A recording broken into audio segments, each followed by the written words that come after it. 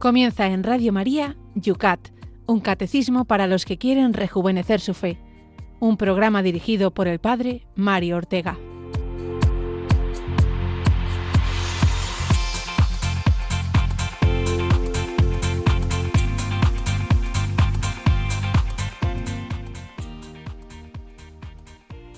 Un día, un buen sacerdote y amigo me contó la siguiente anécdota. Una mujer, esposa y madre, que solía confesarse con él, terminada una de estas confesiones, le dijo esta frase sorprendente: «Me da mucha seguridad venir a confesarme con un sacerdote porque no está casado». «Bueno», le dijo el sacerdote, «no termino de entender esto que dices, puesto que hay comunidades católicas orientales o también en las iglesias ortodoxas donde los sacerdotes sí que pueden estar casados y el sacramento del perdón lo confieren igual de válido». «Sí, pero no es por esto», replicó la mujer. «Yo me refiero al inmenso regalo que supone el celibato para los sacerdotes católicos de rito latino, porque el celibato permite al sacerdote dar un consejo mucho más puro e imparcial, ya que si estuvieras casado, yo no estaría segura si tú entenderías bien mis circunstancias matrimoniales concretas o estarías más bien proyectando tu eventual situación y experiencia personal con tu propia mujer. De este modo, te veo mucho más libre de todo otro condicionante que necesariamente se daría si fueras casado». Buenísimos días, queridos amigos de Radio María. Martes, 8 de la mañana, 7 en Canarias, hora de abrir el Yucat, el Catecismo Juvenil, y profundizar en nuestra fe, rejuvenecer nuestra fe, como decimos, para que el Yucat, aunque sea el Catecismo Juvenil, si no somos tan jóvenes en edad como podemos pensar, pues al menos rejuvenezcamos nuestra fe, que de eso se trata siempre. Y hoy vamos a finalizar con los números dedicados al sacramento del orden sacerdotal. Y en cuestión, como habréis podido adivinar por la anécdota primera que hemos contado, pues dos cuestiones siempre, digamos, difíciles de entender para el mundo, como son esta del celibato sacerdotal y también la del sacerdocio reservado solo a los varones. Junto con otras dos preguntas que veamos. Son 4 los números que tenemos preparados para ver hoy, que en concreto, finalizando, como digo, el sacramento del orden sacerdotal. Pero antes vamos a rezar, vamos a pedirle al Señor que abra nuestra mente, nuestro corazón, a esta hora de formación catequética que tenemos por delante. Y lo hacemos con la siguiente oración.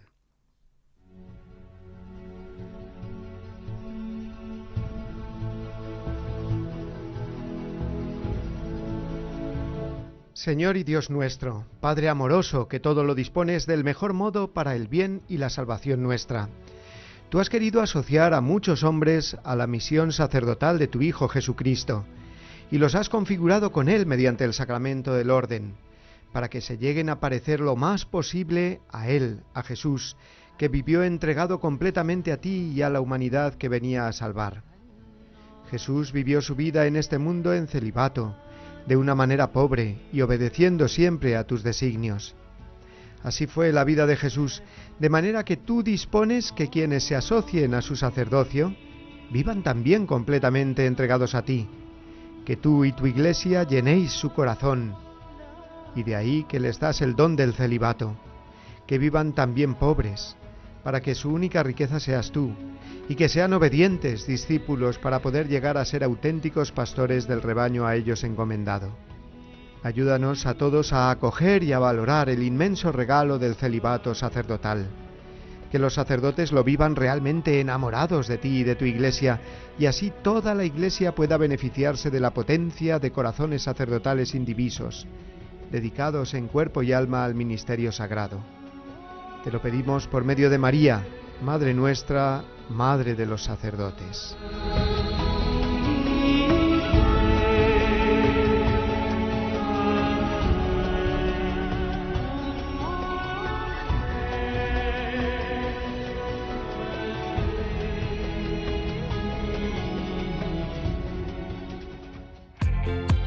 Yucat, un catecismo para los que quieren rejuvenecer su fe. Dirigido por el Padre Mario Ortega.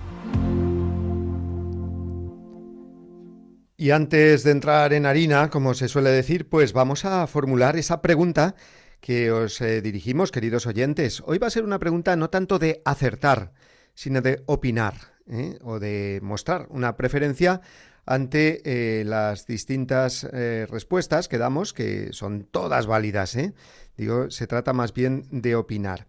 Y se trata de lo siguiente. En la ordenación sacerdotal, el candidato se compromete a cumplir una serie de promesas, 7 en concreto. Entonces, las voy a decir ahora y se trata de decir cuál de estas 7 promesas que hace el sacerdote en su ordenación sacerdotal te parece hoy en día más testimonial en un mundo tan secularizado. O sea, las 7 son importantísimas, por supuesto.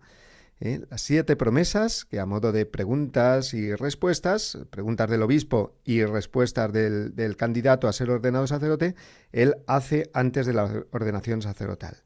Y son las siguientes. 1. Ayudar a la misión del obispo. 2. Predicar la verdad de la fe católica. 3. Celebrar la liturgia con reverencia. 4. Guardar el celibato. 5. Orar por el pueblo encomendado. 6. Unirse cada día más a Jesucristo. Y 7. Obedecer al obispo.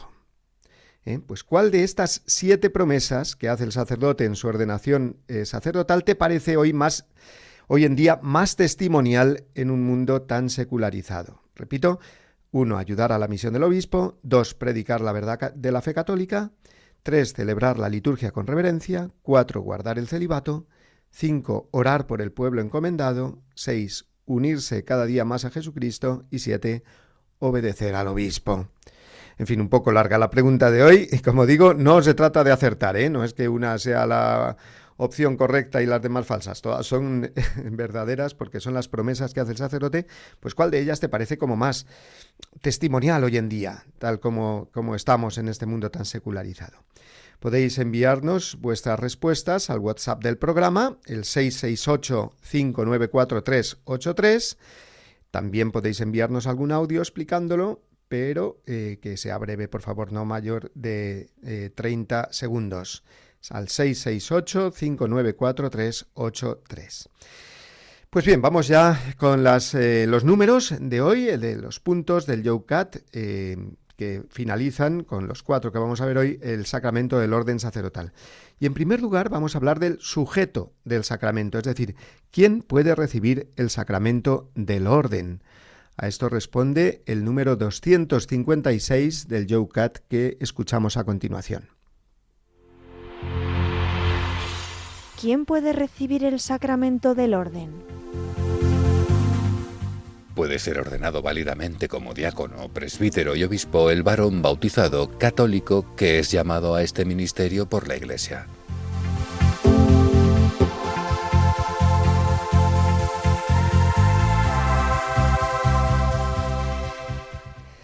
Esta breve respuesta al número del Yucat sobre el sujeto que puede recibir el sacramento del orden sacerdotal nos ha ofrecido un doble dato, podríamos decir. Primero, se ha de tratar de un varón bautizado católico.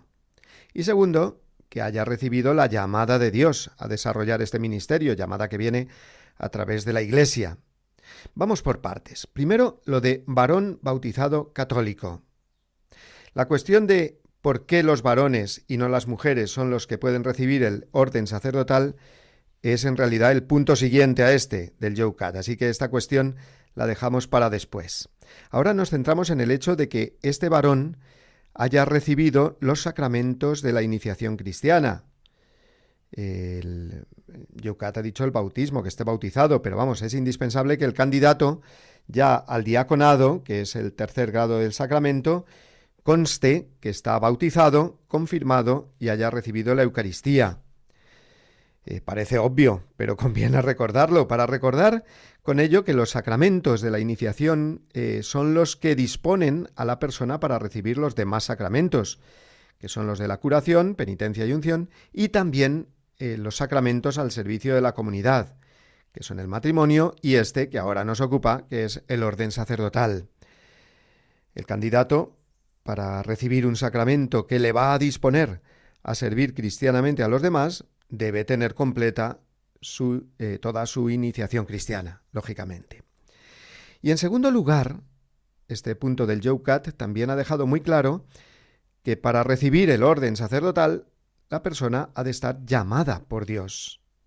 Ha de haber una vocación divina, no solamente el deseo humano u otro tipo de interés, por muy bueno que fuera, pero que no viniera de Dios. Y es que nadie se arroga para sí mismo el oficio o ministerio que otorga este sacramento. O dicho de otro modo, nadie tiene derecho a recibir el sacramento del orden, sino que se trata de un don de Dios para la Iglesia. Recuerdo de seminarista, un profesor de moral que siempre nos decía: aprendeos esto bien para que lleguéis a ser el sacerdote que Dios quiere regalar a su Iglesia. Lo decía muchas veces, para que lleguéis a ser el sacerdote que Dios quiere regalar a su Iglesia. Bueno, pues me hizo mucho bien esta expresión para tomar conciencia de que uno, cuando se prepara para ser sacerdote, en realidad se está convirtiendo en regalo para los demás, no para el servicio de uno mismo, ¿no? El sacramento del orden es, además, un don completamente inmerecido por parte de quien lo recibe.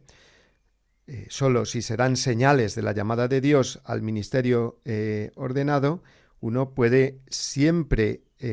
responde siempre con humildad y dejando que sea la Iglesia la que discierna si es o no verdadera la vocación. También si se dan los pasos hacia ello de una manera libre y consciente de lo que significa en la Iglesia el orden sacerdotal.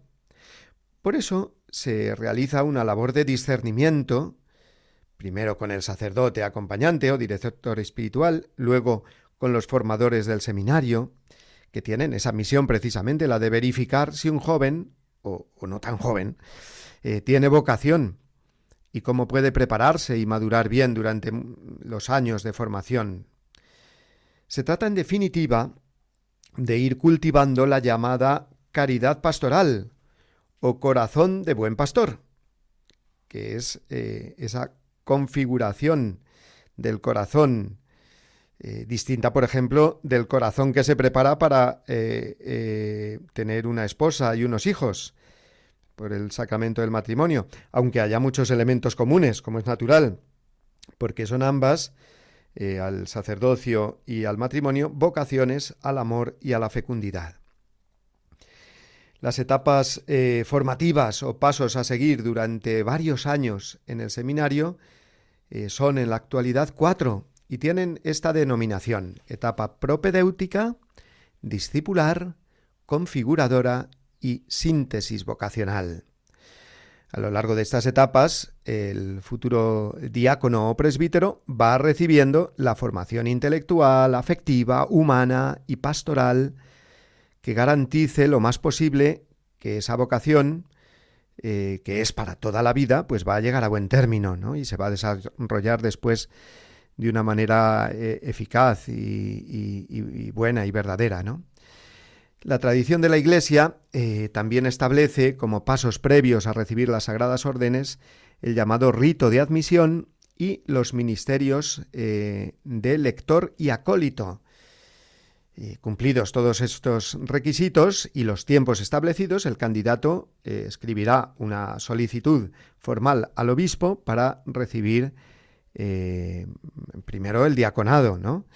Este, como dijimos, puede ser permanente si a lo que es llamado el candidato es solo al diaconado, o como paso inmediatamente previo ya a la ordenación presbiteral, porque nadie puede ser ordenado presbítero si antes no ha sido ordenado diácono, como tampoco nadie puede recibir el episcopado, es decir, ser ordenado obispo, sin que antes sea presbítero. En fin, y como resumen a este número, puede recibir el sacramento del orden sacerdotal el varón bautizado católico que tiene tal llamada o vocación por parte de Dios, llamada que es discernida y acompañada y madurada por la Iglesia, con la Iglesia y en la Iglesia, a través de una serie de etapas formativas y de ministerios previos.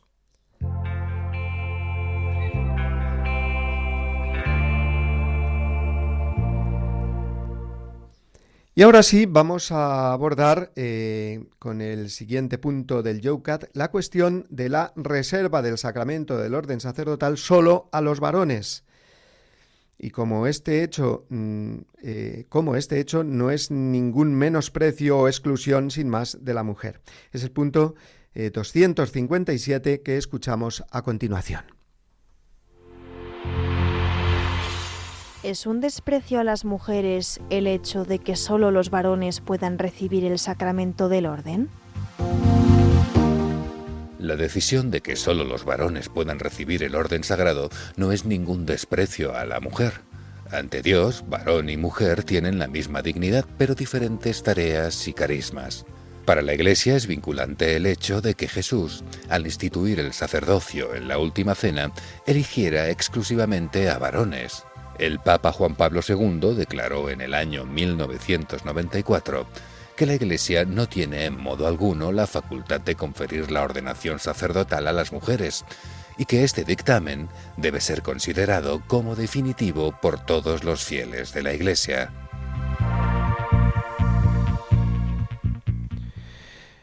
Es una cuestión esta, la de la reserva del sacramento del orden únicamente a varones, que está muchas veces puesta en tela de juicio por personas ajenas a la Iglesia, pero no solo, también por cristianos que puedan identificar igual dignidad entre el hombre y la mujer con igualdad de tareas o carismas en la Iglesia. Y este número, con todo el peso de la revelación divina del Evangelio y la tradición multisecular de la Iglesia, nos ha recordado que no, que una cosa es la igual dignidad, que es la misma, por supuesto, idéntica, entre el hombre y la mujer, y el cristianismo precisamente ha sido y es la religión que más se preocupa por luchar por esta dignidad, igual, ¿no? Y otra cosa muy distinta son las tareas o carismas que la misma revelación, es decir, la voluntad claramente manifiesta de Dios, establece para hombres y para mujeres. La decisión de que solo los varones puedan recibir el orden sagrado no es ningún desprecio a la mujer. Eso ha quedado clarísimo, está clarísimo, porque la decisión no fue de los apóstoles ni de ningún papa que viniera después, no sé, en el siglo III, VIII o XI, sino que fue la decisión del mismo Jesucristo. Y a Jesucristo no se le podía acusar de ir contra la mujer o de hacerle de menos, todo lo contrario. La persona humana más importante en la Iglesia es una mujer, María, puesta por Dios por encima de todos los hombres, mujeres y aún de los mismos ángeles, como reina de cielos y tierra. Y entre los seguidores de Jesús se encontraban también mujeres, algunas de ellas con una especialísima presencia en los momentos claves de la Pascua, como María Magdalena, y las otras santas mujeres que estaban al pie de la cruz y que fueron también las primeras testigos de la resurrección, las encargadas además de anunciar la noticia más importante que jamás se haya dado a los 12 hombres apóstoles. Ningún rabino o maestro, ni del judaísmo ni de ninguna otra religión de la época, admitía entre sus discípulos a mujeres. Y Jesús sí. Jesús fue completamente novedoso en esto. Y nadie lo podrá acusar de haber hecho de menos a las mujeres, porque fue todo lo contrario. Fue hasta provocativo en la revalorización de la mujer en su sociedad, que claramente las excluía. Ahora bien, en el momento de instituir el sacerdocio, que fue durante la Última Cena, allí había solo varones, que eran los 12 apóstoles. Jesús, eligiendo ese momento y no otro, en el que hubieran podido estar presentes mujeres, fue cuando instituyó entonces el sacerdocio ministerial, lo cual fue considerado desde el minuto 1, es decir, desde los mismos comienzos de la Iglesia, como algo querido directamente por Jesucristo, que los sacerdotes de su Iglesia fueran solo hombres. Y la Iglesia nunca se ha visto, por tanto, capacitada para cambiar esta disposición divina. Misteriosa, ciertamente, porque el porqué de por qué lo hizo Jesús no lo sabemos, pero fue una disposición muy clara, ¿no? Ciertamente muchos han aludido, y no les falta razón, que el hecho de que Jesucristo sea hombre marca la conveniencia de que quienes han de representarlo en cuanto cabeza de la Iglesia a través de la celebración de la Eucaristía y del perdón de los pecados, que son los gestos más sagrados que Jesús realizó, pues fueran varones. Nos dice el mismo Youcat en su explicación a este número: el sacerdocio es un servicio particular que se vale del hombre también en su rol sexual de varón y de padre. La Iglesia ha cambiado muchas cosas a lo largo de los siglos, por supuesto, pero cosas que se pueden cambiar. Normas litúrgicas, disciplinares, pastorales, razones teológicas y otras disposiciones, muchas de ellas de inmenso calado. Pero es que hay otras muchísimas cosas que no se pueden cambiar. La Iglesia no las puede cambiar, porque sería tergiversar el Evangelio, traicionarlo de alguna manera, darnos gato por liebre. Ninguna verdad de fe, por ejemplo, la Iglesia la puede cambiar. La Iglesia no puede decir que a partir de tal fecha, no sé, los sacramentos son 8 en vez de 7, o los mandamientos son 9 en vez de 10, quitando aquel o aquellos que ya no estén tan de moda, ¿no? No, eso la Iglesia no lo puede hacer jamás, ¿no? Pues del mismo modo, una disposición que en el Evangelio y en los primeros años de la Iglesia está tan clara como es esta, de que el sacerdocio está reservado solo a varones, la Iglesia no se siente capacitada para cambiarla. Y así lo dijo San Juan Pablo II en el año 94, concretamente el 22 de mayo de ese año, en la Carta Apostólica Ordinatio Sacerdotalis, y que este punto del Youcat nos lo ha recordado. La Iglesia no tiene en modo alguno la facultad de conferir la ordenación sacerdotal a las mujeres, y que este dictamen debe ser considerado como definitivo por todos los fieles de la Iglesia. Así de claro y atado lo dejó San Juan Pablo II, quien había hecho referencia al tema en muchos momentos anteriores, sobre todo en documentos como Mulieris Dignitatem, sobre la dignidad de la mujer, y Christi Fideles Laici, sobre los fieles laicos. No obstante, han continuado voces discordantes, aún en la misma Iglesia, reclamando el llamado sacerdocio femenino, o al menos la posibilidad de que las mujeres pudieran recibir el orden del diaconado, alegando sobre todo el texto de Romanos 16:1, en el que se habla de Febe, una mujer que es llamada diaconisa de la iglesia de Cencreas, ¿no? En otras traducciones se ha preferido, como es el caso de la traducción actual de la Conferencia Episcopal Española, la de servidora de la iglesia de Cencreas, ¿no? Ya que en ningún caso se puede equiparar al diaconado establecido por los apóstoles sobre los 7 varones que leemos en Hechos de los Apóstoles 6, en el que claramente se da un rito sacramental, ya que se dice que impusieron las manos sobre ellos, orando y confiriéndoles ese poder que les venía de los apóstoles. Es verdad también que hace unos pocos años se avivó el debate cuando el Papa Francisco estableció una comisión para el estudio de nuevo del posible diaconado femenino, pero la conclusión de dichos estudios fue la misma, que nunca en la tradición de la Iglesia se han podido atestiguar o verificar casos de acceso sacramental al diaconado por parte de mujeres. Y esto, nos ha recordado el Youcat, no es en ningún menosprecio a la mujer. Las mujeres tienen una función en la Iglesia, como vemos en María, que no es menos central que la de los hombres, pero es una función femenina. Eva fue madre de todos los que viven, leemos en Génesis 3:20. Como madres de los que viven, las mujeres tienen dones y capacidades singulares. Sin su modo de enseñanza, de anuncio, de caridad, de espiritualidad y del cuidado de las almas, la Iglesia estaría como hemipléjica, dice el Youcat también, ¿no? Es una expresión que la vemos de nuevo en la explicación del Youcat. Y añade, allí donde los varones utilizan su ministerio como instrumento de poder y no dejan entrar en juego a las mujeres con sus carismas específicos, faltan contra el amor de Cristo y contra el Espíritu Santo. Luego, la doctrina católica se muestra, como siempre, muy equilibrada. Igual dignidad en la Iglesia para el hombre y la mujer, diferentes funciones y carismas, cada uno conforme al don de Dios y también a lo propio del ser masculino y del ser femenino. Bien, pues vamos a escuchar una primera canción que nos sirva de pausa, de reflexión de todo lo que venimos hablando, y es una canción pues muy bonita que nos puede ayudar también a lo que estamos hablando. Es del grupo Morat y se titula Aprender a quererte. La escuchamos.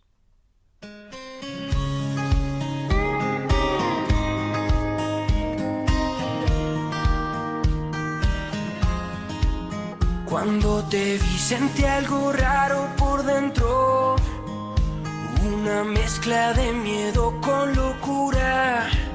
Y tu mirada me juro que si te pierdo, habré perdido la más grande fortuna.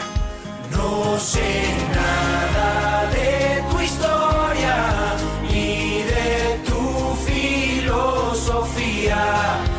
Hoy te escribo sin pensar y sin ortografía, para aprender a quererte. Voy a estudiar cómo se cumplen tus sueños. Voy a leerte siempre muy lentamente. Quiero entenderte. Cuando te vi tuve un buen presentimiento, de esos que llegan una vez en la vida. Quiero tenerte aunque sea solo un momento, y si me dejas tal vez todos los días. No sé nada de tu historia ni de tu filosofía. Hoy te escribo sin pensar y sin ortografía, para aprender a quererte. Voy a estudiar cómo se cumplen tus sueños. Voy a leerte siempre muy lentamente. Quiero entenderte, para enseñarte a extrañarme. Voy a escribirte mi canción más honesta, darte una vida con más sumas que restas. Si tú me dejas, no habrá preguntas, solo respuestas. No descansaré. Yucat, un catecismo para los que quieren rejuvenecer su fe. Dirigido por el padre Mario Ortega. Continuamos, amigos, y recordamos la pregunta que estamos haciendo hoy a nuestros oyentes, y me está comunicando Paloma Méndez desde el control de sonido que están llegando muchas respuestas y muy interesantes, porque la pregunta de hoy no es de acertar nada, sino más bien de dar una opinión o mostrar una preferencia ante cuál de estas 7 promesas que hace el sacerdote en su ordenación sacerdotal te parece hoy en día más testimonial en un mundo tan secularizado. Y las promesas que hace son estas, son 7. Ayudar a la misión del obispo. 2. Predicar la verdad de la fe católica. 3. Celebrar la liturgia con reverencia. 4. Guardar el celibato. 5. Orar por el pueblo encomendado. 6. Unirse cada día más a Jesucristo. Y 7. Obedecer al obispo. Son 7 promesas que hace el sacerdote, o el que va a ser ordenado sacerdote. Pues ¿cuál de ellas te parece que es más necesaria, digamos, más testimonial en un mundo tan secularizado? Las respuestas al WhatsApp del programa, el 668-594-383. Y ahora vamos a continuar con el punto 158, que también es otra cuestión, junto con la anterior, pues de las más siempre discutidas o difíciles de tratar, ¿no? Sobre todo, pues, con personas del mundo que a lo mejor no entienden bien, en este caso, lo que es el celibato en la vida del sacerdote. De ello trata el número 258 del Youcat que escuchamos a continuación. ¿Por qué la Iglesia exige a los presbíteros y obispos una vida célibe? Jesús vivió célibe y con ello quiso expresar su amor indiviso a Dios Padre. Asumir la forma de vida de Jesús y vivir en castidad por el reino de los cielos es desde tiempos de Jesús un signo del amor, de la entrega plena al Señor y de la total disponibilidad para el servicio. La Iglesia Católica Latina exige esta forma de vida a sus obispos y presbíteros, las Iglesias Católicas Orientales únicamente a sus obispos.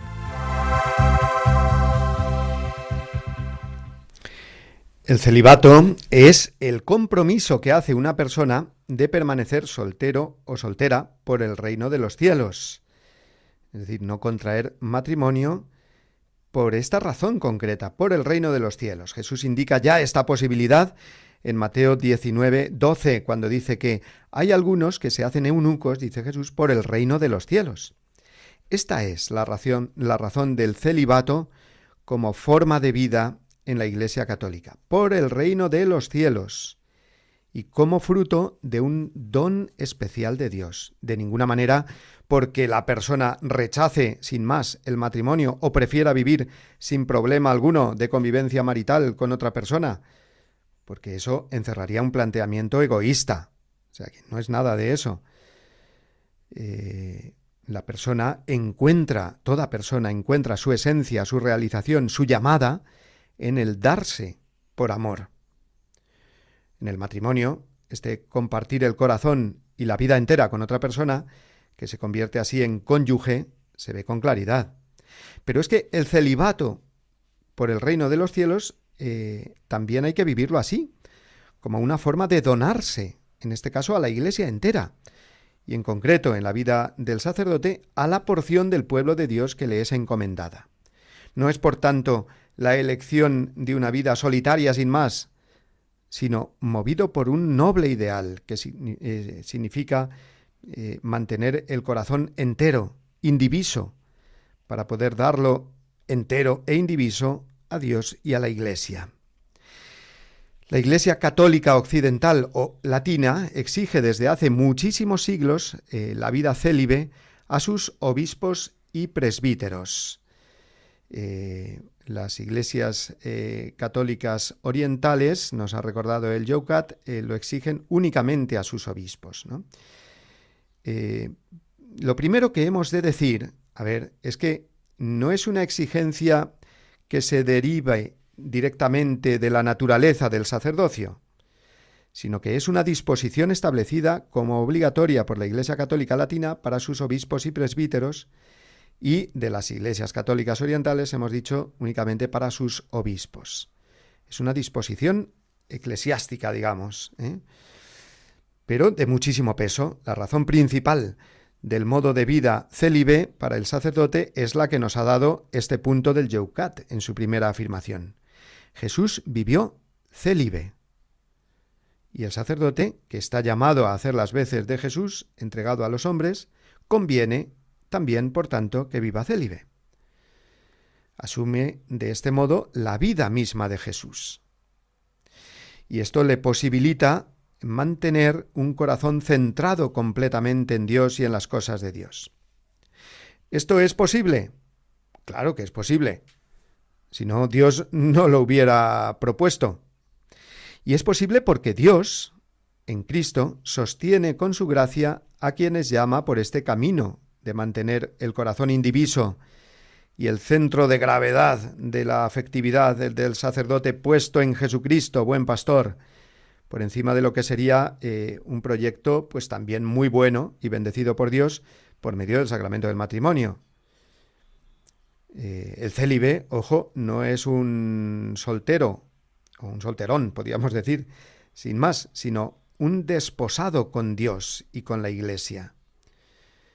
La alegría que encuentra el marido con su esposa la encontrará tu Dios contigo, reza el cántico de Isaías 62:5. Muchas veces se escuchan objeciones al celibato obligatorio, aun dentro de la Iglesia, que en el fondo no entienden o no quieren aceptar que Dios es capaz de llenar el corazón de la persona que llama a ser su sacerdote. Y argumentan diciendo que el matrimonio no tiene nada de malo para que lo pueda vivir el sacerdote, que el celibato no puede ser obligatorio por ello. Y claro que no tiene nada de malo el matrimonio y que el celibato no es obligatorio para nadie, sino libremente acogido por la persona. El planteamiento es este.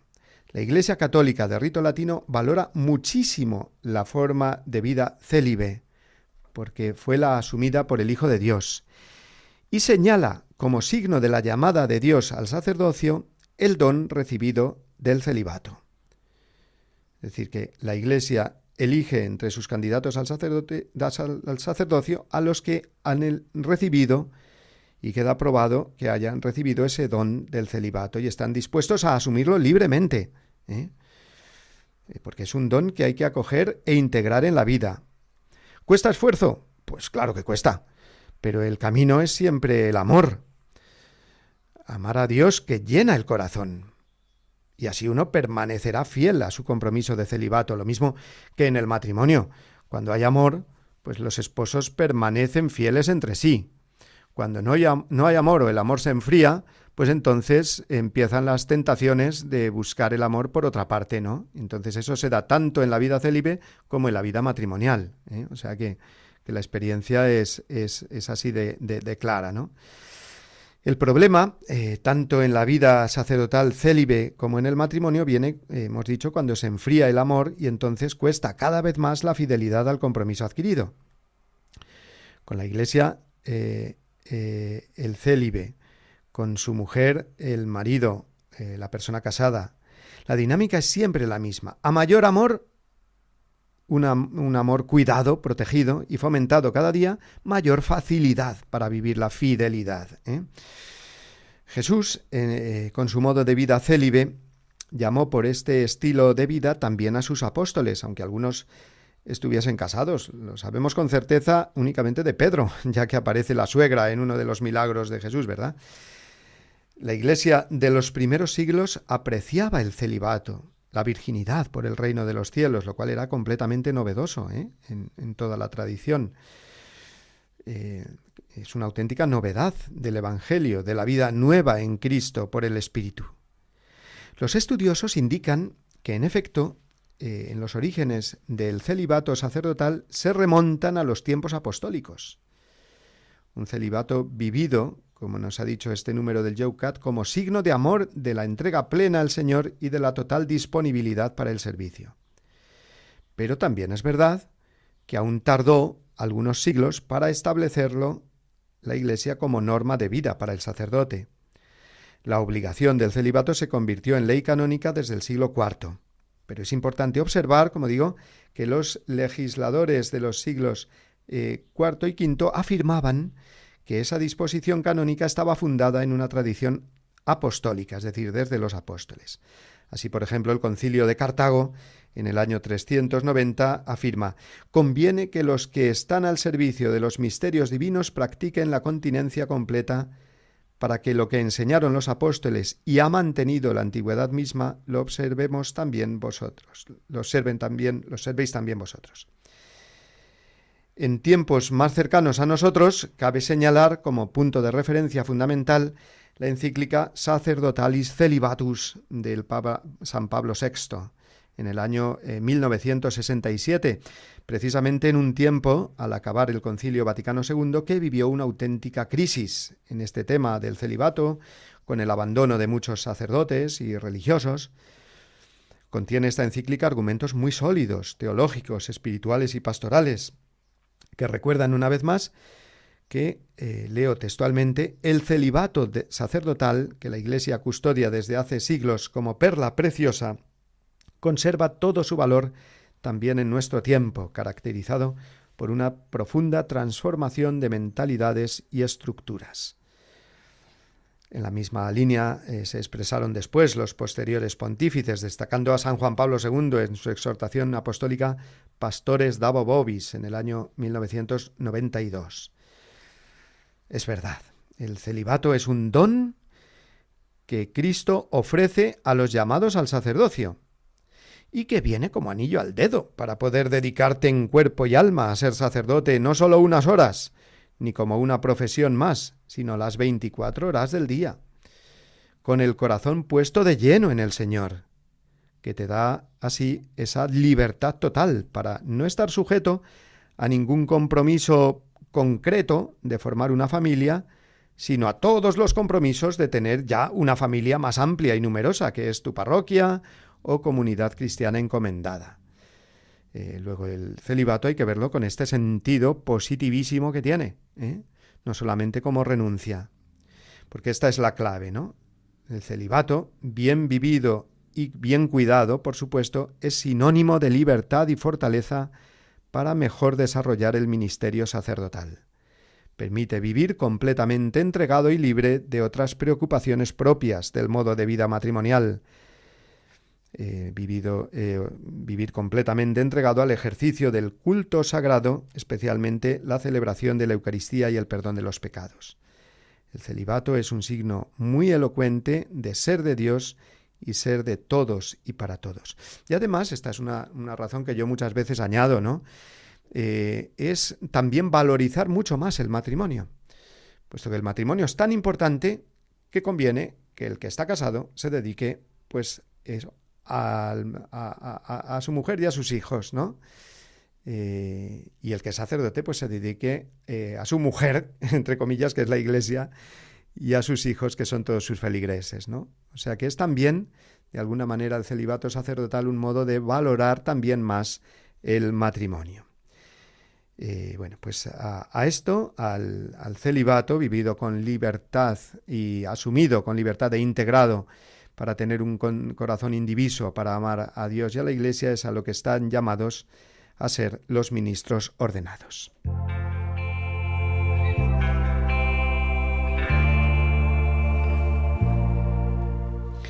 Y vamos ya con el último punto de hoy, el 259, el último dedicado al sacramento del orden sacerdotal. Recordemos que han sido hasta 11 puntos en total los referidos a este sacramento.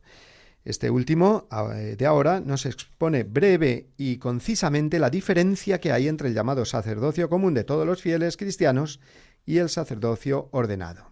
Lo escuchamos. ¿En qué se diferencia el sacerdocio común de los fieles del sacerdocio ordenado? Por el bautismo, Cristo nos ha convertido en un reino de sacerdotes para Dios, su Padre. Por el sacerdocio común, todo cristiano está llamado a actuar en el mundo en nombre de Dios y a transmitirle su bendición y su gracia. Sin embargo, en el cenáculo y en el envío de los apóstoles, Cristo ha dotado a algunos con un poder sagrado para el servicio de los creyentes. Estos sacerdotes ordenados representan a Cristo como pastores de su pueblo y cabeza de su cuerpo, la Iglesia.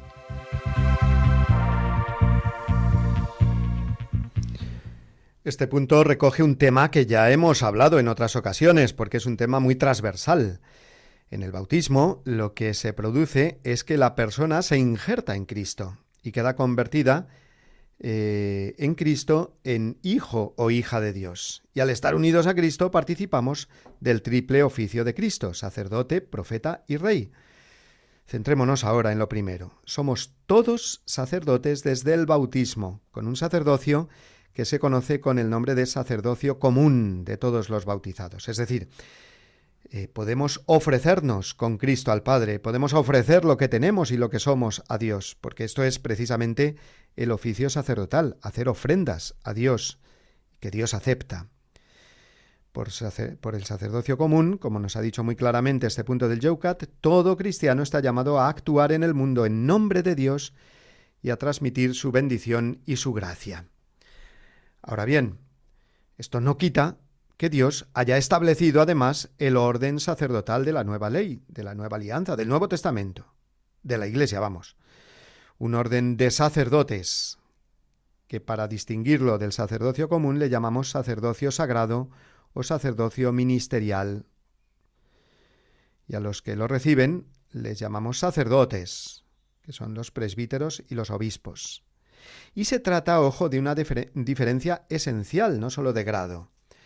El sacerdocio común de todos los fieles y el sacerdocio ministerial de quienes han recibido el orden sacerdotal en el grado de obispos y presbíteros se complementan maravillosamente, se necesitan y se armonizan en el único sacerdocio que es el de Cristo, sumo y eterno sacerdote, único mediador entre Dios y los hombres. El sacerdocio ministerial representa a Cristo, cabeza de la Iglesia y buen pastor del entero rebaño de Dios, formado por todos los bautizados.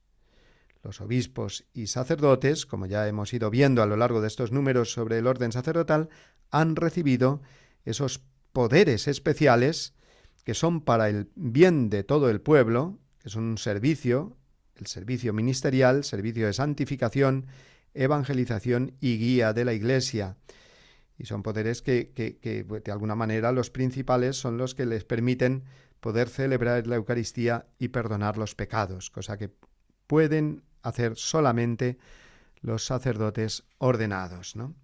Bueno, pues como es un tema, ya he dicho que hemos visto más veces y es ya un poquito tarde, pues vamos a dejarlo ahí. Vamos a escuchar brevemente también una parte de otra canción, en este caso del grupo Chicago, You're the Inspiration, que también, aunque está en inglés, pero bueno, pues nos sirve para hacer ahora una pequeña pausa y prepararnos a ver ya las respuestas que habéis enviado a la pregunta que hacíamos hoy y las demás respuestas que nos queráis enviar.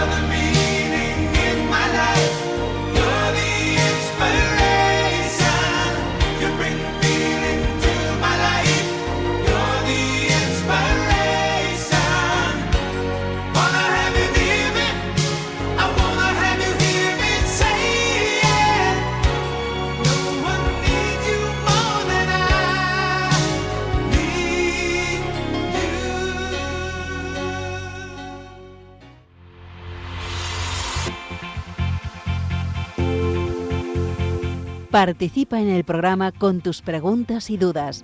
Llama al 91 005 94 19. 91 005 94 19. Puedes escribir un mail a yucat@radiomaria.es o escribirnos un mensaje al teléfono de WhatsApp 668 594 383. También puedes enviar un pequeño audio de no más de 30 segundos al número de WhatsApp 668 594 383.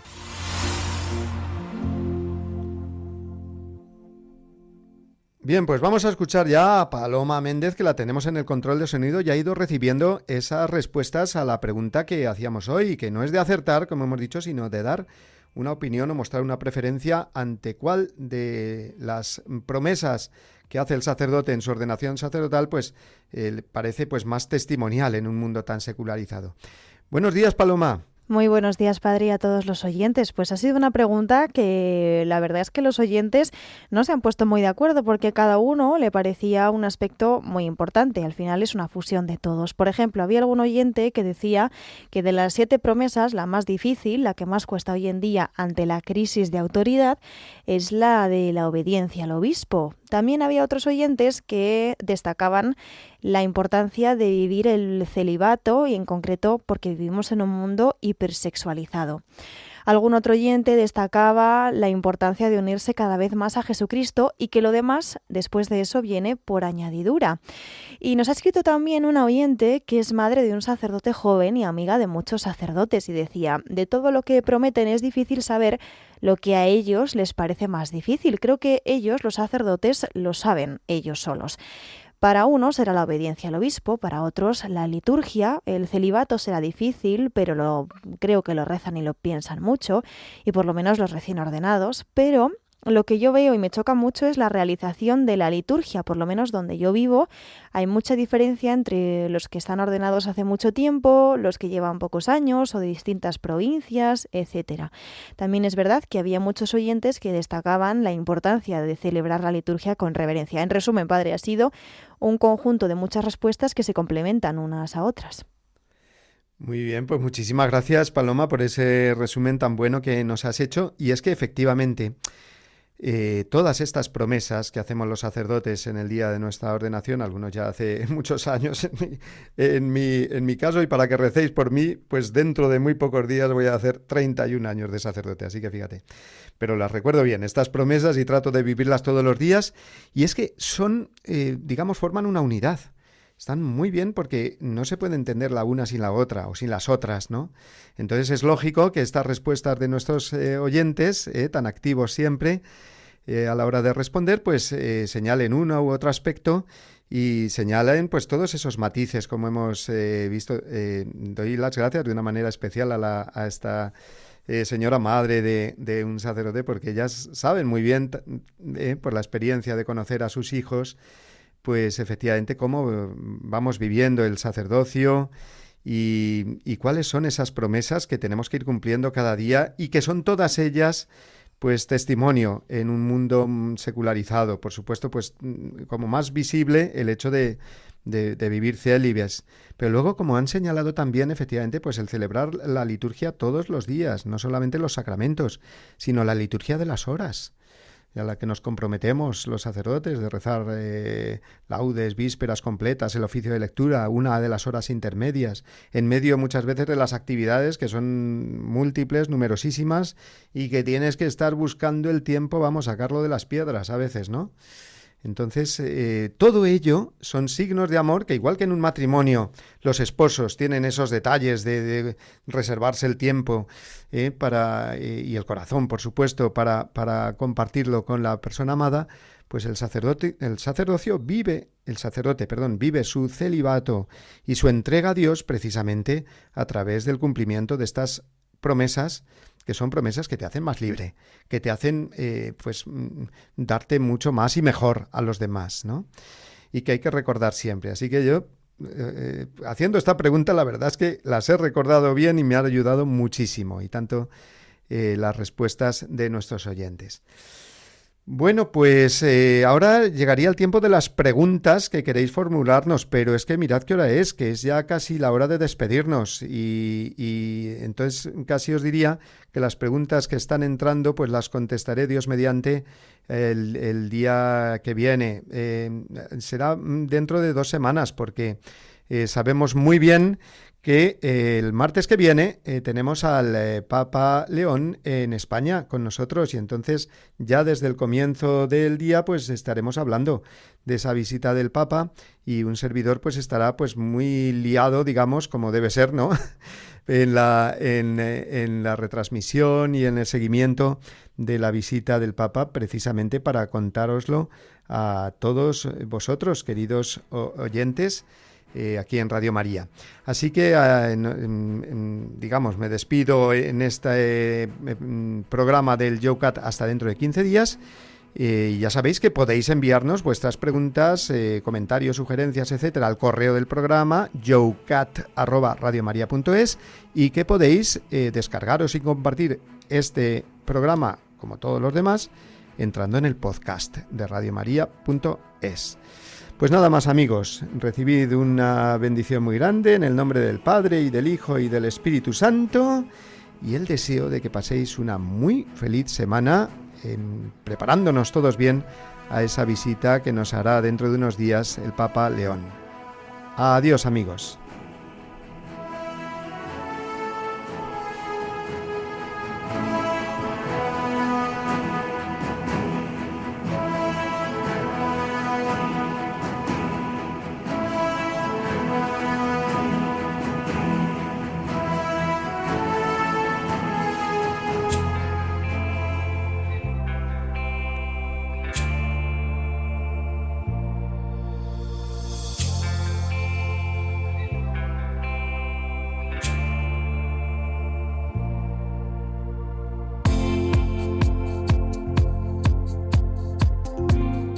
Así finaliza en Radio María Yucat, un catecismo para los que quieren rejuvenecer su fe.